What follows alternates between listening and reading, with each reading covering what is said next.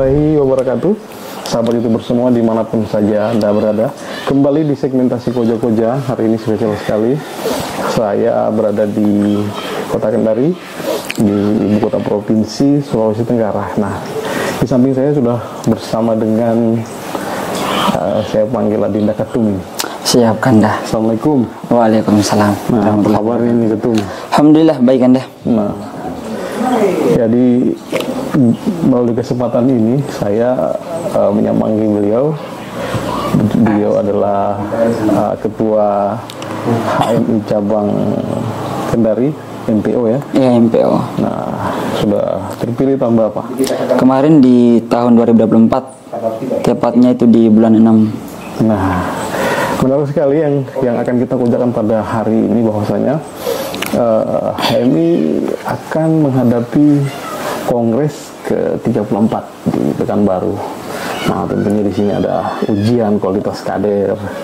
Tentunya saya ingin membahasnya lebih dalam, saya ingin membahasnya secara rinci langsung bersama dengan Ketua Cabang HMI MPO di Kendari. Nah, saya ingin masuk ke pertanyaan koja-kojanya yang pertama. Ini sudah catat di sini bahwa bagaimana HMI MPO Cabang Kendari mempersiapkan kader-kadernya untuk berkontribusi aktif dalam Kongres ke-34 HMI di Pekanbaru, baik sebagai peserta ataupun sebagai panitia pendukung.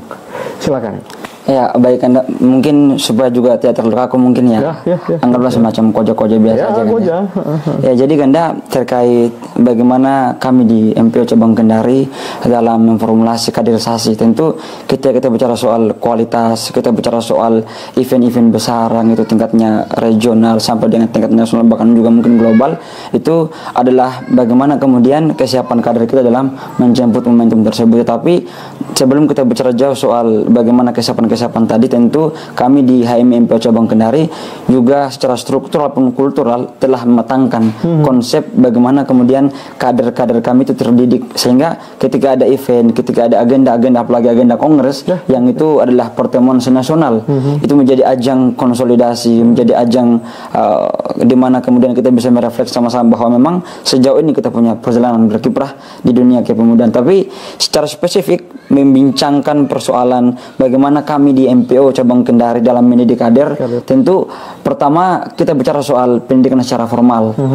Mungkin juga Dipo juga sama soal itu. Pertama ada LK1, kemudian juga nanti ada intermediate training atau LK2, kemudian mungkin ada sekolah-sekolah khusus yang untuk pengadir, misalkan ada senior course, dan mungkin juga intermediate, dan mungkin juga advanced training. Nah, tetapi yang saya lihat hari ini, melihat bagaimana kemudian tantangan zaman yang semakin jauh, yang semakin besar di abad 21 ini, saya melihat HMI, bahkan mungkin bukan cuma HMI, tapi semua OKP-OKP yang ada di Indonesia hari ini juga mengalami hal yang sama, yaitu mengalami degradasi kualitas kader-kadernya. Oleh karena itu, menjemput dan kemudian menghadapi tantangan zaman yang sedemikian rupa itu, kami di HMI MPO Cabang Kendari coba kembali meneguhkan nilai-nilai ketauhidan sebagai basis keislaman kita, yang itu kita gunakan sebagai dasar untuk menjadi doktrin, di mana doktrin tersebut akan menjadi pola pikir, akan menjadi paradigma yang itu digunakan untuk memotret dan kemudian meneguhkan nilai-nilai keindonesiaan. Karena juga sebagaimana ayahan Laframpane bahwa semangat HMI adalah semangat keislaman dan keindonesiaan. Oleh karena itu adalah buah gagasan besar yang sampai hari ini kita coba formulasi yang itu menyesuaikan dengan kebutuhan zaman. Tetapi secara spesifik lagi mungkin, Kanda, HMI MPO Cabang Kendari itu tidak terlalu kuat ketika bicara persoalan bagaimana melobi dalam tanda kutip dalam konteks praktis, politik praktis, ekonomi praktis. Kami itu di MPO coba untuk kemudian mematangkan bagaimana kualitas kader itu dididik secara paradigmatik dulu, dalam artian kesiapan kader-kader HMI untuk bagaimana menjemput momentum akan masuk di wilayah politik, akan masuk di wilayah ekonomi pun lain sebagainya. Itu ketika mereka selesai mengkaji dan mengutuhkan paradigmanya tentang bagaimana berpolitik, bagaimana menjadi seorang pengusaha, bagaimana menjadi seorang pendidik dan lain-lain sebagainya. Itu semua di internalisasi melalui perkaderan, yang itu adalah perkaderan formal pun perkaderan non formal yang ada di organisasi itu sendiri. Tapi mungkin secara sederhana HMI MPO itu lebih kuat nuansa kekeluargaannya dan terbiasa menderita mungkin ya. Karena kan dalam derita itu kita bisa tumbuh dan berkembang lebih besar karena kita merasakan tidak hanya kesusahan kita, tapi juga kita mampu untuk kemudian mengorkestrasi bagaimana kebatinan, bagaimana perasaan. Mungkin dalam bahasa butonnya mungkin ya disebut sebagai penamis itu ya. Kita mampu untuk kemudian merasakan bagaimana batin daripada sebuah bangsa atau mungkin batin daripada pemuda-pemuda kita hari ini yang banyak dalam tanda kutip mengalami penurunan kualitas dalam semua hal. Mungkin begitu kan? Iya, sebagai pembuka yang sangat menarik ini karena memang ketika kita membayangkan hal-hal yang derita, di sana ada sabar, di sana ada ikhlas. Iya kan? Manjuana, tapi takut eman, takut sabar. Kita harus beriman dan kita harus sabar. Nah, itu adalah pesan orang tua kita di Buton. Nah, berikutnya tentunya melihat semangat yang membara di dalam diri ketum, bro ketum ya. Kebetulan jadi ketum kan, kebetulan. Iya. Ya, bukan kebetulan, itu suatu takdir dan amanah yang harus dipegang dan saya yakin akan dimintai pertanggungjawabannya suatu hari nanti di yaumil akhir, dan itu adalah amanah. Dan berikutnya saya ingin tanyakan, melihat penjelasan tadi sangat kompleks, sangat luar biasa ya, ketika kader-kader HMI bisa berproses dengan baik. Nah, apa strategi kaderisasi yang diterapkan oleh HMI MPO Cabang Kendari agar mampu melahirkan kader-kader yang siap berperan dalam forum strategis seperti halnya kongres ini?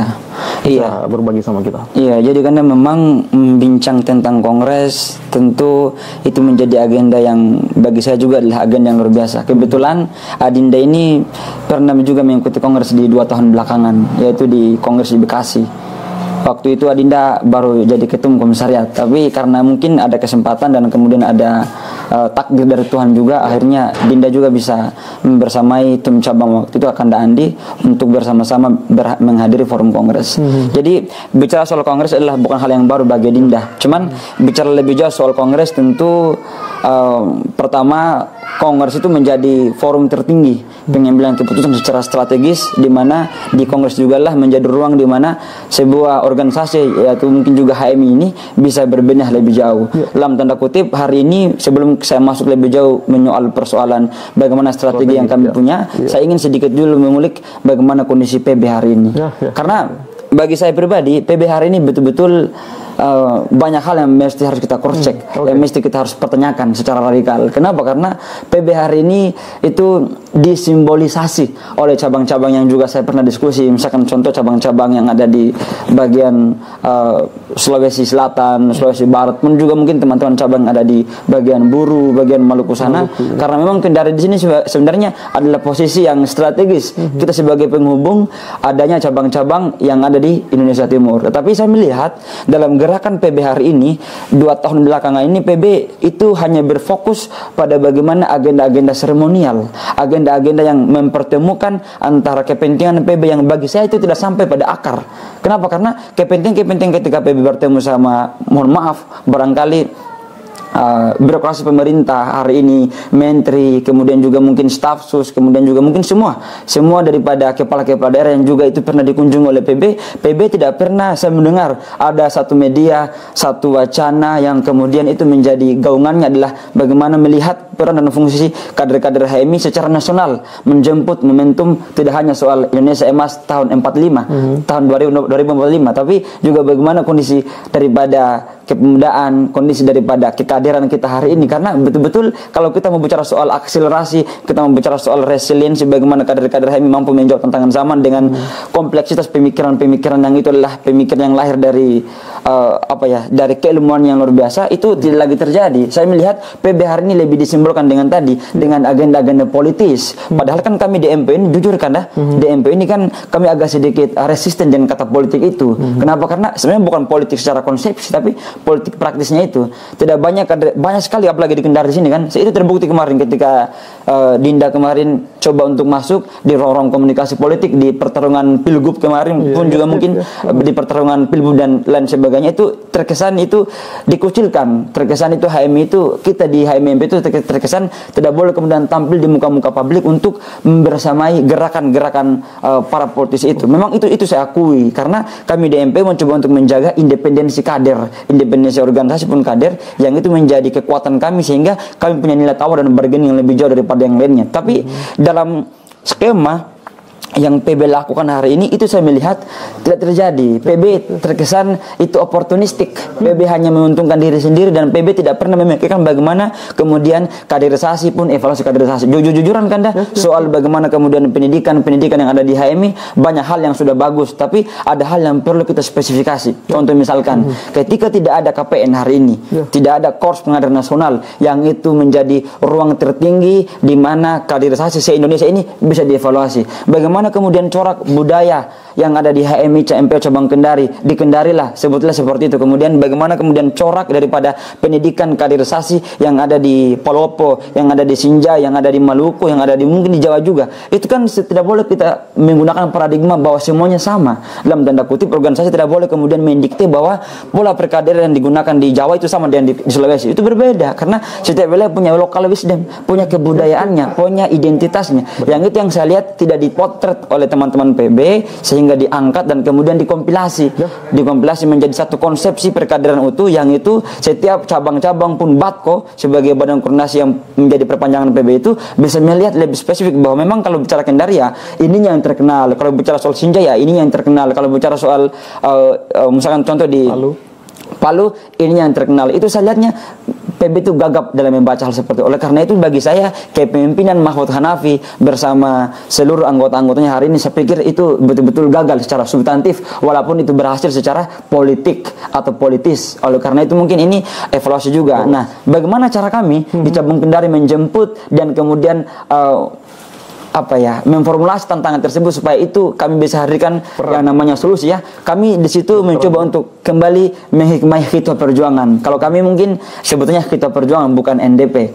Kami Khitbah Perjuangan tapi samalah. Dalam artian itu perkembangan zaman yang kemudian merubah seperti itu. Di Khitbah Perjuangan itu kami didoktrin bahwa bagaimana cara kita sebagai kader-kader HMI MP untuk membentuk kader-kadernya kita itu adalah melalui apa yang disebut dengan tujuan kami di HMI, yaitu tujuannya adalah bagaimana kita membina mahasiswa menjadi insan ulul albab. Jadi kata ulul albab itu tidak hanya kita kutip dari Al-Quran, tapi ulul albab ini diterjemahkan melalui 4 kualitas yang ini yang akan membentuk bagaimana kader-kader HMI MPO dalam menjawab tantangan zaman, termasuk dengan kondisi disrupsi waktu hari ini, kondisi daripada kelemahan-kelemahan PB hari ini. Itu kami coba jawab melalui mengembalikan kembali semangat kita perjuangan yang hidup di diri kader melalui 4 kualitas. Yang pertama yaitu mu'abid. Ini kan kita bisa saksikan banyak sekali nih kader-kader HMI, apalagi juga mungkin MPO ya, itu tidak lagi menjadi insan yang mu'abid, insan yang senantiasa beribadah kepada Tuhan. Kalau mungkin kita bicara ibadah ya panjang, ibadah bukan cuma soal sholat, tapi kan sederhananya begitu. Banyak kanda-kanda yang bercerita soal kebaikan, banyak kanda-kanda yang cerita soal bagaimana kita harus jadi agen of control, agen of sosial dan lain sebagainya. Tapi ketika berbunyi azan, ketika waktu sholat tidak pernah melaksanakan sholat. Artinya kan konsepsi dan tindakan itu bertolak belakang dan ini kontradiktif. Sementara dalam mendidik bangsa, dalam mendidik kader, dalam mendidik kita sendiri juga sebagai individu, sebagai pribadi itu dimulai dari keteladanan. Dan itu bukan cuma bicara kan, tapi juga bagaimana kita mengaktualkan dalam bentuk aksi-aksi yang nyata. Contoh soal tadi. Yang kedua yaitu insan mujahid, pejuang-pejuang. Jadi mungkin kalau pejuang-pejuang itu saya lebih tertarik dengan gagasannya Kunto Wijoyo terkait bagaimana kemudian dia mengutip Quran surah Al Imran itu. Saya lupa juga ya suratnya. Ini akuntum khaira ummati ukhrijat linnasi ta'muruna bil ma'ruf wa tanhauna 'anil munkar wa tu'minuna billah. Jadi ada 3 substansi di situ yang kemudian menjadi isi daripada seorang mujahid, yaitu dia harus mampu untuk kemudian amar ma'ruf. Yang kedua adalah nahi munkar, yang ketiga adalah tu'minuna billah, bertakwa kepada Allah.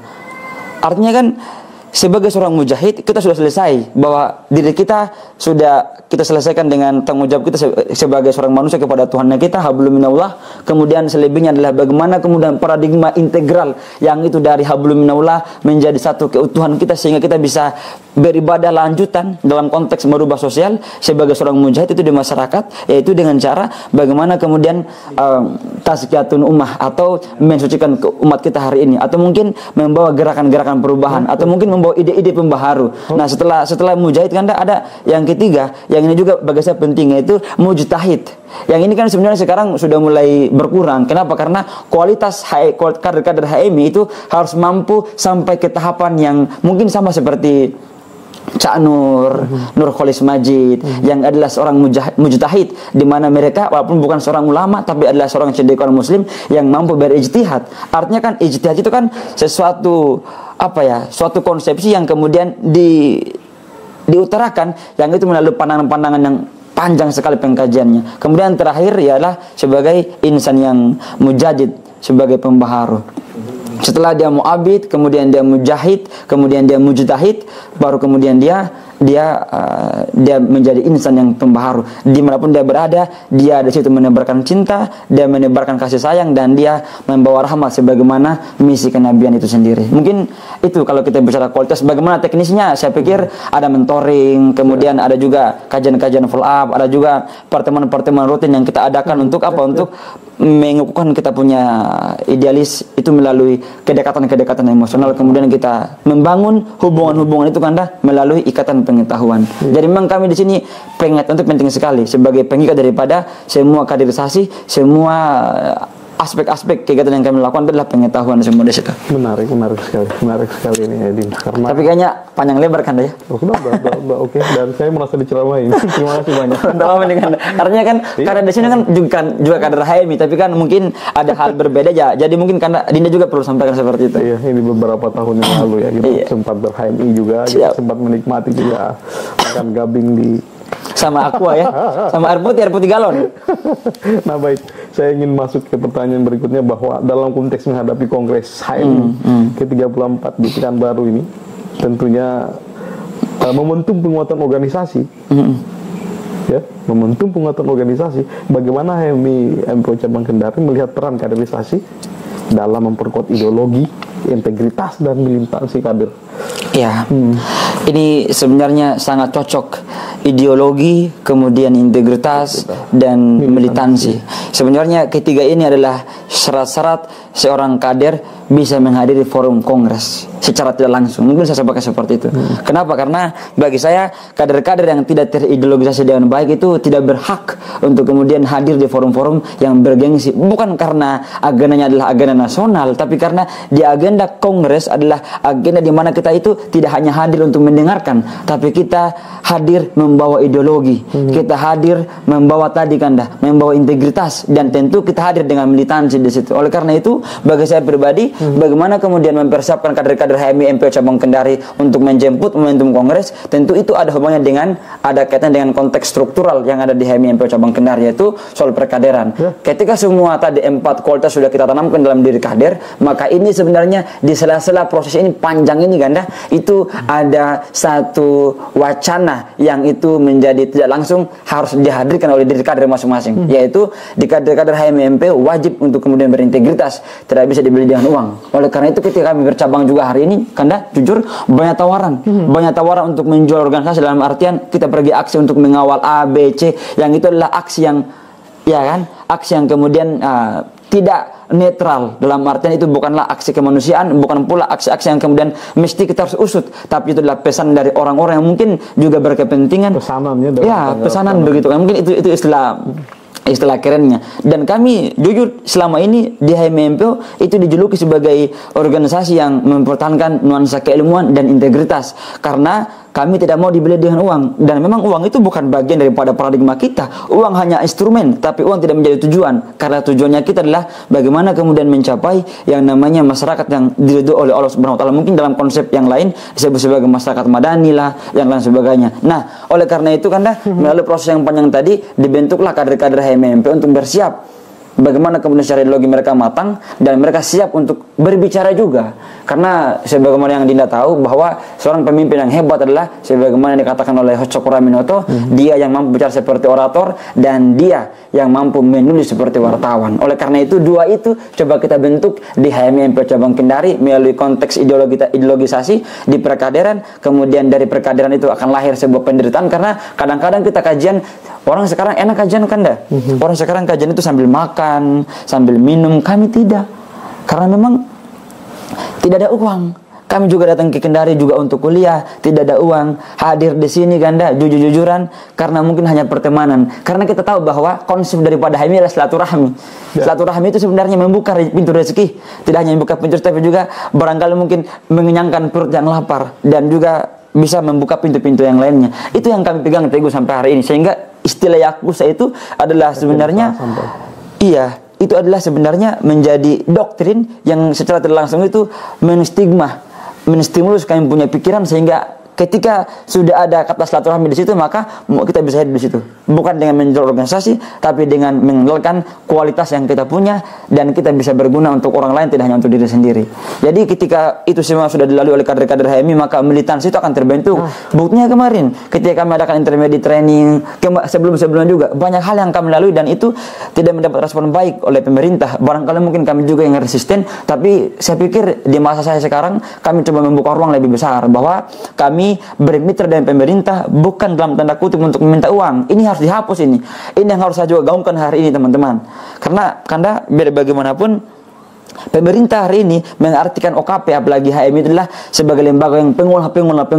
Ketika mereka punya kasus sedikit diolah dan untuk apa? Untuk uang. Nah, saya ingin mengatakan tidak bahwa HMI dan kemudian apalagi MPO kami adalah orang-orang yang kemudian tidak ingin dicap seperti itu. Kami bertemu dengan pemerintah ingin membicarakan soal bagaimana pemerintahan kita hari ini karena kami juga bagian daripada masyarakatnya. Ketika cabang Kendari hari ini saya sebagai ketua umum cabang Kendari kemudian berwilayah di cabang Kendari, berwilayah di kota Kendari, ketika ada hal yang kemudian menyangkut dengan keresahan masyarakat tentang sampah misalkan, tentang banyak hal lagi bukan cuma sampah, tentang perusahaan yang beroperasi di sini tapi mereka adalah ber-NPWP kemudian ber-PPH di Jakarta misalkan, itu kan menjadi kerugian-kerugian dari pada kota Kendari yang itu kami ingin diskusikan supaya ada langkah konkret, ada langkah tegas dari pemerintah, entah itu eksekutif pun legislatif dalam mengawal yang kami maksud itu kan. Itu yang kami ingin sama-sama tatar, itu yang ingin sama-sama kami kawal.